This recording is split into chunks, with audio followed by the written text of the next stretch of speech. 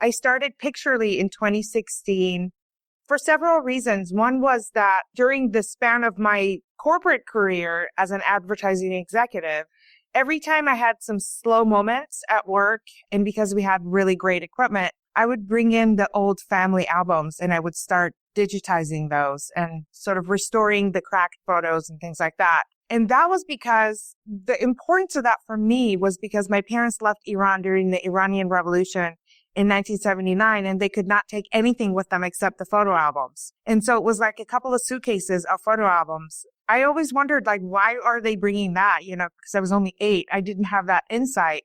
So I was so grateful when I found myself sort of really wanting to know my own story and history, knowing that I probably wouldn't be able to go back. And I haven't been so far. What was that experience like for them? Did they ever share that with you? Have you ever gotten into that a little bit with them? Yeah, we've talked about it, and there's so many families that share our sort of trauma around that and being able, not being able to take anything with you and really being stripped of your identity. My father was a pharmacist.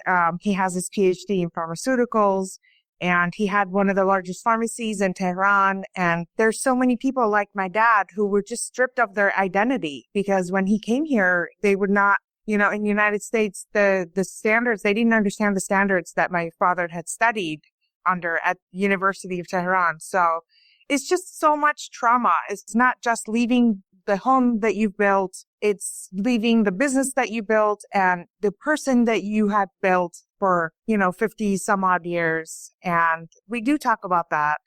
You've been doing this for a bit now. And is there a couple success stories or one that comes to the top of your mind of anybody that really touched your heart, that really showed the impact of you preserving these memories?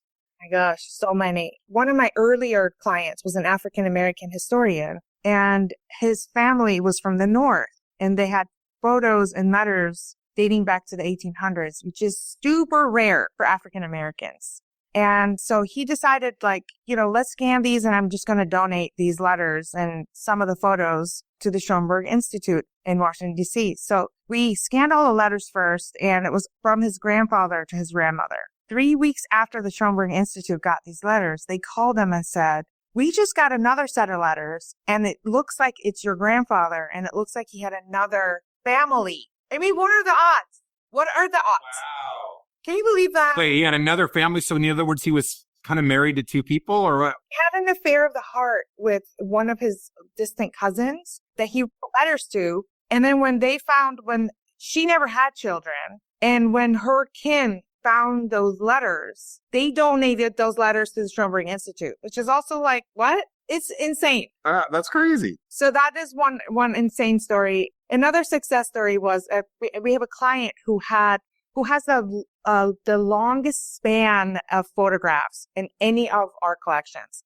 Her span came from the 1840s until now. So I literally had to learn everything about the history of photography with this client's stuff. And what had happened is her grandmother had gone through and named a lot of people on the back of the photos. And through technology, we can actually do facial recognition. And so we found out that the grandmother actually had misnamed so many people because she couldn't see. But when we scanned it and we could really hone in on the photo and really see people's faces a lot clearer, we could tell her, well, that's actually not your great aunt. It's the other sister. They look similar, but look, it's the other sister. And she was really pleased that we were able to do that because she's also sort of a genealogist. And there's so many success stories. I mean, every client is so pleased that their stuff is safe.